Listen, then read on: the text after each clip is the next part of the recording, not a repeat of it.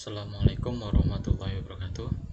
Di sini saya akan menjelaskan modul jaringan komputer dengan saya yang buat Reza Wahyudi dengan dosen pengampu Hendrik Setio Utomo STMMSI. Pertemuan ke-10 dan 11 membahas jaringan nirkabel dasar dengan menggunakan tools Mikrotik dan Cisco. Penjelasan tentang jaringan nirkabel. Jaringan nirkabel ialah bidang disiplin yang berkaitan dengan komunikasi antar sistem personal komputer tanpa memakai kabel. Jaringan nirkabel ini acap kali digunakan buat jaringan personal komputer baik di jeda yang dekat beberapa meter memakai indera atau pemancar Bluetooth, juga pada jarak jauh lewat satelit. Bidang ini erat hubungannya menggunakan bidang telekomunikasi, teknologi gosip, dan teknik komputer.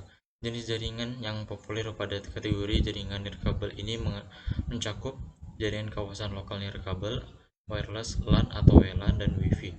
Jaringan nirkabel umumnya menghubungkan satu sistem komputer dengan sistem yang lain dengan memakai beberapa macam media transmisi tanpa kabel, mirip gelombang radio, gelombang mikro, juga cahaya inframerah. Spesifikasi jaringan nirkabel. 1. Minimal terdapat 2 butir perangkat atau komputer yang terhubung. Hubungan ini bisa memakai wahana kabel wired maupun nirkabel atau wireless. Yang kedua, terdapat dua atau lebih komputer yang saling terhubung. Jika hanya terdapat satu komputer atau perangkat, merupakan bukan jaringan komputer. Bila terdapat dua atau lebih personal komputer tapi mereka tidak saling terhubung pula, bukan ialah suatu jaringan personal komputer. Jadi harus ada dua personal komputer atau perangkat yang saling terhubung, barulah menghasilkan suatu jaringan personal komputer. Yang ketiga, terdapat pengguna di dalamnya yang berinteraksi menggunakan pengguna lainnya. Pengguna sangat diharapkan pada membentuk suatu jaringan personal komputer, karena jika pengguna tak ada, maka yang mengoperasikan sesuatu supaya terbentuk suatu jaringan personal komputer juga tidak terdapat. Ada data yang dipertukarkan pada dalamnya. Selain data, juga ada konten juga info yang akan terjadi pengunggahan data. Terdapatnya pemakaian secara bersama-sama, sharing terhadap perangkat keras, hardware, dan software atau perangkat lunak. Topologi jaringan nirkabel. Topologi jaringan nirkabel hanya memiliki dua topologi sesuai buku IEEE 802.1111 yang mengenai wireless LAN atau WLAN serta mesh Wi-Fi certification. Dua topologi jaringan nirkabel ialah topologi ad hoc serta topologi infrastruktur. Dan ini adalah gambar dari topologi jaringan nirkabel. Tahapan instalasi jaringan nirkabel. Membentuk desain jaringan pada atas kertas sinkron dengan kondisi di lapangan. Yang kedua, melakukan pembongkaran serta pembenahan infrastruktur lapangan. Ketiga, melakukan pemasangan peralatan jaringan secara menyeluruh.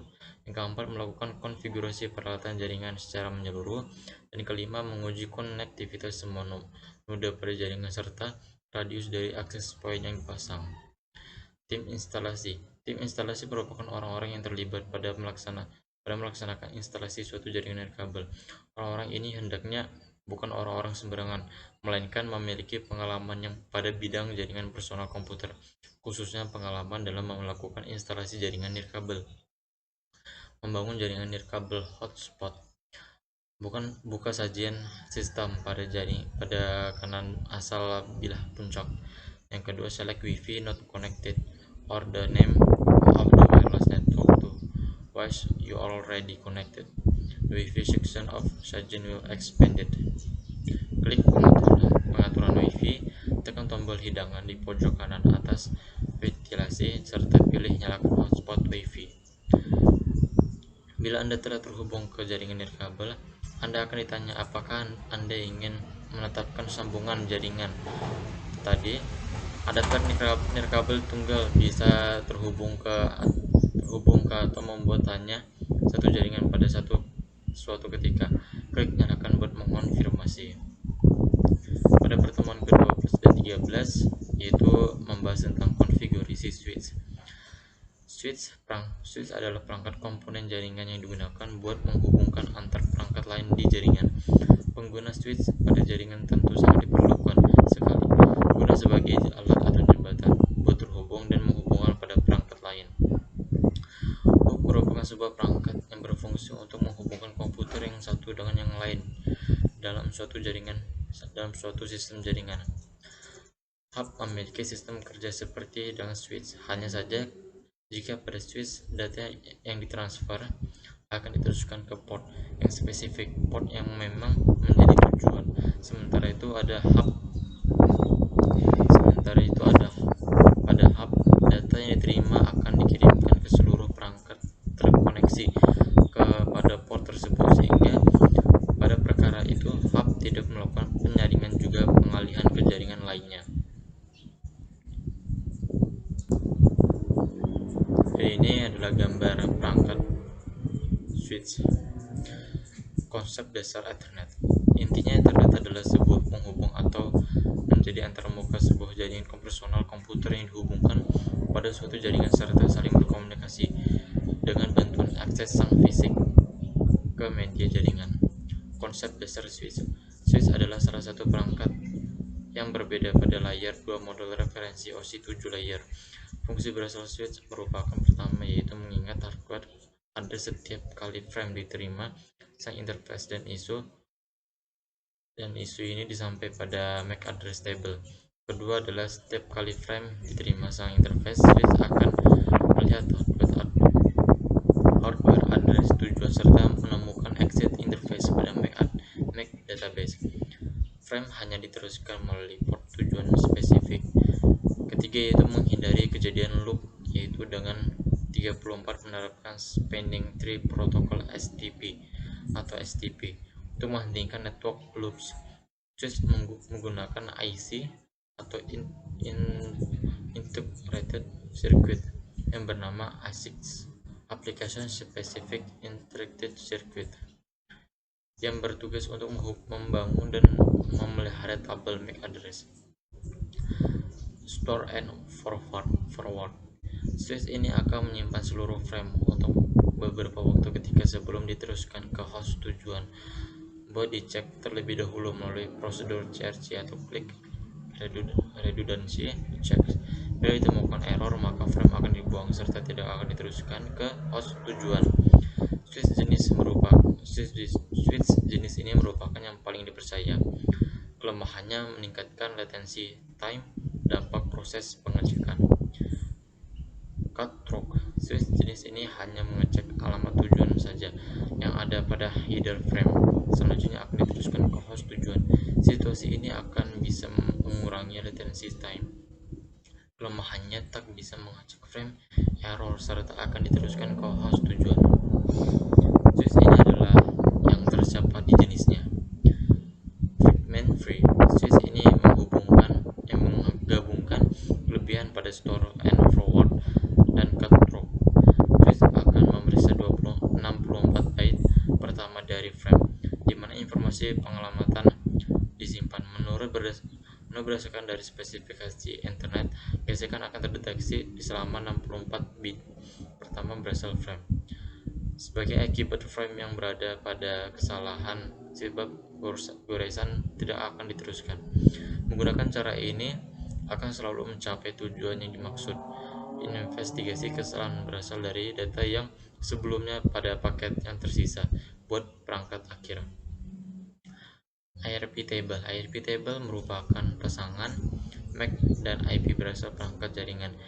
Ini pula berisi informasi berharga lainnya mirip antarmuka spesifik yang terhubung dengan alamat MAC, alamat MIC, dan beberapa usaha menyimpan entry ARP pada tabel.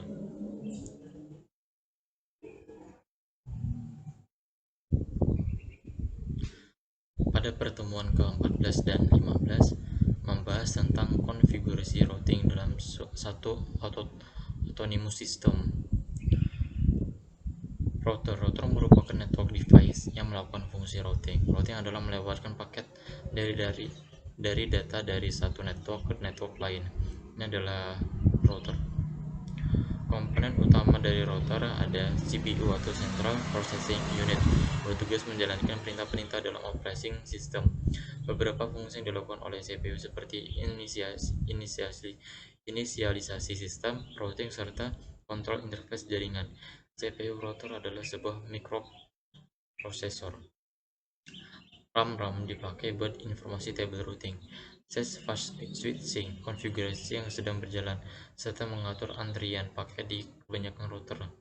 RAM menyediakan space memory buat menjalankan fungsi router, serta logic RAM dibagi sebagai memori prosesor prime buat memory share input atau output. Memory share atau I/O adalah share di antara interface router yang menyimpan paket sementara. Isi pada RAM akan hilang jika router dimatikan atau di restart. RAM umumnya bertipe Dynamic Random Access Memory atau DRAM, serta 37 dapat pada upgrade menggunakan menambahkan suatu modul memori yang diklaim dengan Dual Inline Memory Modul DIMM. Flash memory dipergunakan untuk menyimpan image asal IOS. Router biasanya membutuhkan IOS default dari flash. Image dapat di-upgrade dengan cara mendownload image yang baru ke dalam flash. IOS dapat jadi terkompresi ataupun tidak. Di kebanyakan router, buat mengcopy IOS ditransfer ke RAM selama proses booting. Di router yang lain, IOS mungkin bisa dijalankan langsung dari flash. NVREM dipakai untuk menyimpan startup configuration. Pada perangkat yang sama, OM bisa dipakai sebagai fungsi NVRM. Pada perangkat yang lain digunakan sebagai flash untuk melakukan booting. Isi pada NVREM tidak hilang meskipun router dimatikan atau di restart. Bus. Bagi besar router terdiri atas bus system dan bus CPU. Bus system dipakai sebagai komunikasi antar CPU dan interface atau slot tambahan. Bus ini mengirim paket ke interface. Bus CPU dipakai sebagai akses komponen dari media penyimpan pada router. Bus ini mengirimkan perintah ke alamat memori yang digunakan. ROM dipakai secara permanen sebagai penyimpanan kode-kode startup diagnostik yang dikenal dengan sebagai ROM monitor. Tugas utama ROM ialah sebagai diagnosa hardware selama routing booting serta loading IOS dari flash ke RAM. Beberapa router ROM juga bisa dipakai untuk sumber booting alternatif, serta bisa di-upgrade dengan cara melepas chip dari soketnya. Interface dari router dipakai sebagai menyambungkan koneksi ke luar. Ada 3 tipe interface: LAN, WAN, dan konsul maupun auxiliary atau AUX. Interface LAN umumnya satu atau beberapa tipe Ethernet atau token ring yang berbeda-beda. Tiap-tiap interface memiliki chip controller yang berfungsi untuk menyambungkan sistem ke media. Interface LAN umumnya berupa fixed configuration maupun modular. Power supply dipakai untuk sumber daya untuk mengoperasikan komponen di dalam router. Beberapa router mungkin mempunyai lebih dari satu power supply. Algoritma routing adalah proses di mana suatu router memforward paket data dari satu network lain yang dituju. Suatu router membuat sebuah keputusan berdasarkan IP address yang akan dituju oleh suatu paket. Algoritma routing pada suatu jaringan merupakan sebuah mekanisme untuk menentukan rute yang harus dilalui oleh paket yang berasal dari node sumber ke node tujuan pada jaringan tersebut. Tujuan utama dari algoritma routing ialah memilih jalan yang menghubungkan node awal dengan node akhir dengan total delay setiap paket paling minimal. Routing table. Router menyimpan routing table untuk bisa melakukan routing paket. Ada hal-hal yang harus diketahui, yaitu alamat tujuan. Router tetangga dari sebuah router dapat mempelajari tentang network remote. Router yang mungkin ke seluruh network remote. Router terbaik buat setiap network router. Jenis-jenis routing. Static routing terjadi jika admin secara manual menambahkan route di routing table dari setiap router. Dynamic routing adalah ketika routing protokol digunakan untuk menemukan network dan melakukan update routing table pada router. Serta ini lebih praktis daripada menggunakan routing statis serta default yang membedakan pada hal-hal proses-proses di CPU router yang serta penggunaan bandwidth dari link jaringan. Default routing artinya jenis-jenis routing yang menggunakan single router. Router yang digunakan akan mengirim semua paket ke single router. Pertemuan ke-16 membahas tentang konfigurasi routing dalam satu autonomous system. Routing static atau static routing adalah proses setting router jaringan menggunakan table routing yang dikonfigurasi serta manual oleh network administrator. Seorang administrator jaringan akan mengisi setiap entry dalam forwarding table di setiap router yang terhubung pada jaringan tersebut. Routing Routing Information Protocol atau RIP merupakan sebuah routing protokol yang mampu memberikan jalur rute terpendek serta rute terbaik yang dapat dilalui oleh suatu paket data yang dikirimkan sehingga dapat menghemat penggunaan bandwidth karena hop tujuan dapat dicapai dengan cepat. Routing EIGRP Enhanced Interior Gateway Routing Protocol atau disingkat EIGRP adalah salah satu routing protokol yang digunakan untuk menghubungkan jaringan antar router secara dinamik.